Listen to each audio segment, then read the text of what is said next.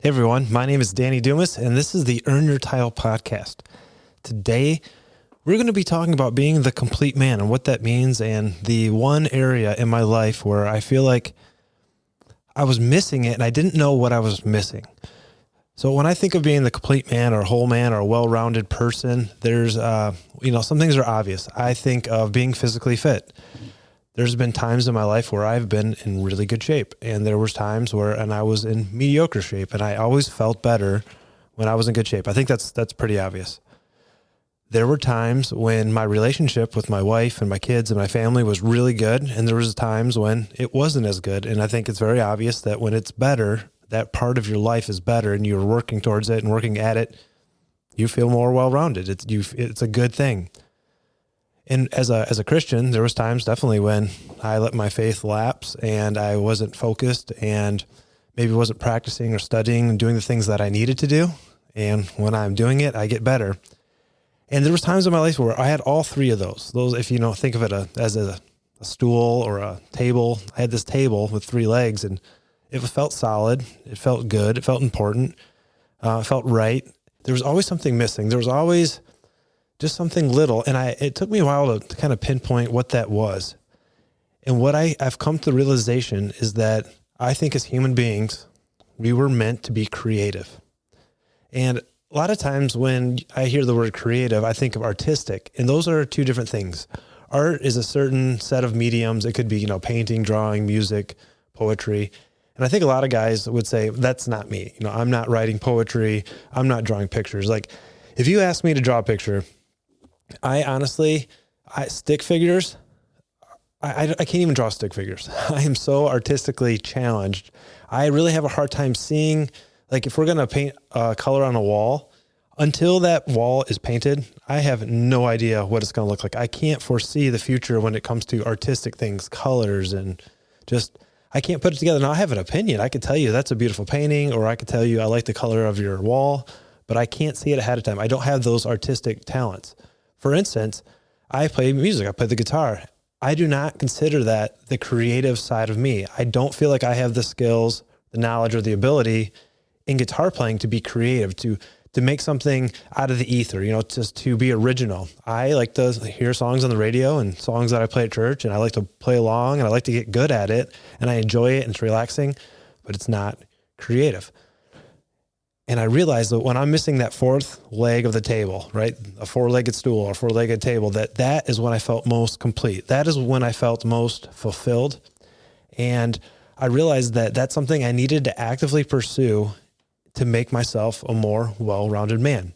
And I want to encourage you guys to do the same thing. So what is creativity? I think there's some criteria to make something creative as opposed to just artistic or just a hobby.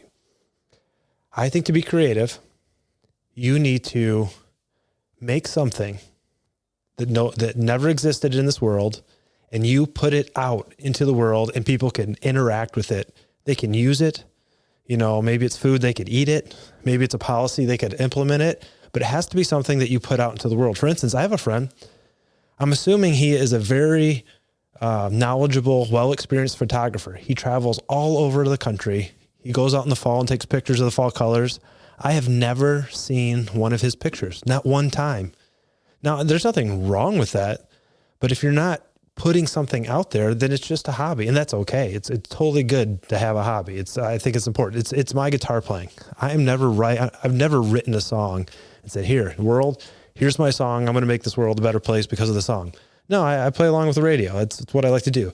This guy goes and takes pictures. He likes camping. He likes road trips, and going to take pictures gives him something to do. But the first criteria, I think, to be creative is that you need to create something that never existed, and you need to put it out into the world and have that interaction. In my life, I have found two areas, maybe three, that I feel like have really allowed me to be creative. And one of those is woodworking. Maybe 7 or 8 years ago, we needed a dresser drawer, and I thought, what? I'm going to make it. The problem is I had a drill and I had a circular saw. And if you've ever tried to make any kind of furniture, that's not quite enough. So I got online and I watched a bunch of videos on, how to make things with a circular saw and a drill. And I found this thing called a pocket hole. So I bought the Craig pocket system where it's a way to kind of put pieces together. All you need is a drill and a saw to cut the boards. And I did it. I made a dresser and it was not terrible. It was doable. Well, then fast forward a little bit, I bought some more tools. I got a new house and I had room for a workshop. Before I was working in my driveway, I didn't even have a garage. I bought a table saw and I said, you know what? I'm going to watch some YouTube videos. I'm going to build my kitchen. And I literally took plywood and hardwoods and I made a kitchen, like cut the boards, screwed them together, designed it. I created something. And then I thought, well, that's cool, but it's very utilitarian, right? It's a box, a cabinet or a kitchen. It's just a bunch of boxes screwed together with doors on the front. I'm like, I'm going to try to make something pretty. So for Christmas one year, I made these walnut side tables with, mitered edges and boxes, and it was pretty. And I'm like, I'm doing this. I'm like, man, I like this. And I just made a double vanity for my bathroom, and it was really cool. And I noticed that as I'm doing these things, I'm following a process. Because when you first start to be creative, you're not doing anything new, right? It's like the other thing I like to do is cooking. I'm not initially cooking anything new. I'm going on Pinterest or I'm reading a blog and I'm making this recipe. And I realized in the creative journey, the first thing you do is just to copy somebody else. And that is okay. Copy it. I said, you know what? Someone else made a dresser drawers. I'm going to make this dresser. And I got online and I downloaded the plans and I made it. And that was good. And then I saw my kitchen. Well, no one had the exact measurements of my kitchen. So I copied other cabinets, but I adapted. That's the second part. So I copied it and adapted. I changed things. I'm going to do this. I'm going to make this a little bit taller. I made it custom. And then the last thing is I truly was creative. The side tables I made, no plans. I just said, you know what? I want this to be this tall. I want it to be this wide. I want it to be able to hold this. I want to be able to hide the cords here. And I made it from scratch.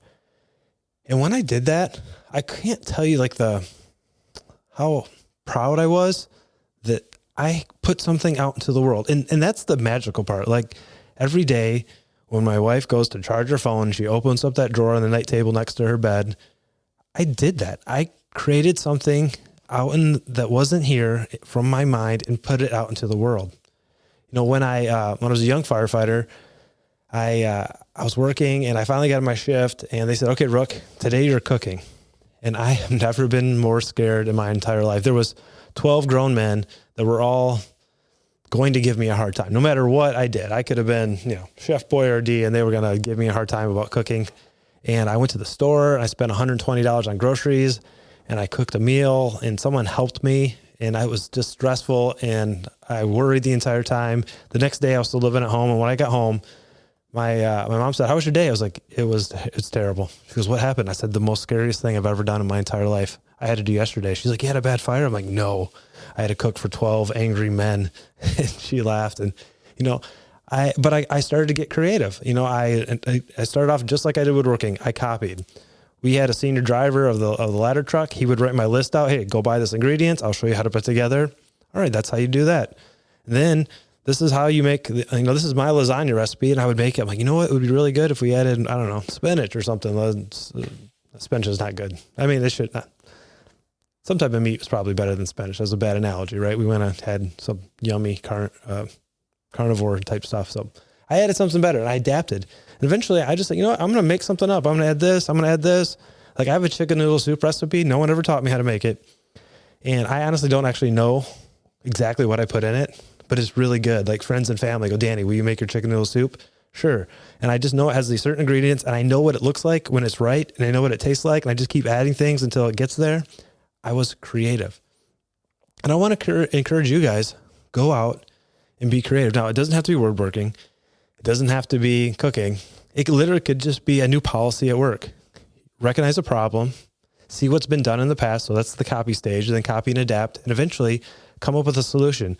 I really think it's important to be creative. And now I do understand that when you're going through different parts of your life, you're just surviving. Like I just talked to a buddy of mine. He's got an 11-week-old baby, cute little son, man. This little boy is just so cute, just tiny. He's holding him on his arm. At that point in your life, you're surviving, right? You've got 2 or 3 hours of sleep at night. You're going to work. That maybe that's not the time to be creative, and that's okay. But if you ever find yourself missing something and you're like, I've nailed the fitness, my relationship's good, my spirituality's good. I don't feel fulfilled. Try being creative. It could be a training program at work. It could be a speech, a presentation you're giving at work. It could be teaching somebody how to swing a golf club. It really could be anything. The keys being that you put it out into the world. Like the woodworking stuff, it gets used. And again, some of it's not right. When I build my kitchen, I put two cabinets too close together. All the doors open and close, but if they're not completely closed all the way, they bang into each other. I mess that up, and it annoys me a little bit every time I do it. But I was creative. I've messed up a recipe. I added too much salt, but I was creative. I put it out there. Find an idea, put it out there. I think in the schooling system we have, which is good, you spend 10, 11, 12 years just consuming information. And in this day and age, it is so easy to consume information. I appreciate you listening to this podcast. You're consuming information. But at some point, if something doesn't come out, you just get gluttonous, right? There's a gluttony of information. And I don't want that for you. I want you to make this world a better place. In this podcast, I ask you to go earn your title every day. And that's one of those things. Going out and teaching somebody something, that is being creative. Going out and showing your son how to be a man, that could be being creative. Showing your son how to be a husband, that can be being creative. Like, put something out into the world. This podcast has been so helpful for me. It's almost 9:00 at night. I've had a busy day, and I was looking forward to this all day long because it's my chance to get out into the world and be creative. I want that for you. If you're missing something, be creative. And if you want some help, you want some accountability, you have a goal, you have something you're striving for, and you want someone to talk to, someone to push you, maybe coach a little bit, I'm looking for 3 guys that would say, that's me. That maybe you know where you want to be in 6 months, and I want to work with you for a 2-week period where we just run as hard as we physically can towards that goal. That sounds like something you're interested in. I'm leaving my email in the show notes. If you're a personal friend, reach out to me, text me. I'm on Instagram, DM me there. I want to interact. I want to help. I want to give you some accountability. I want you to be creative. So go out, be creative. My name is Danny Dumas, and this is the Earn Your Title podcast, and I will talk to you later. Bye.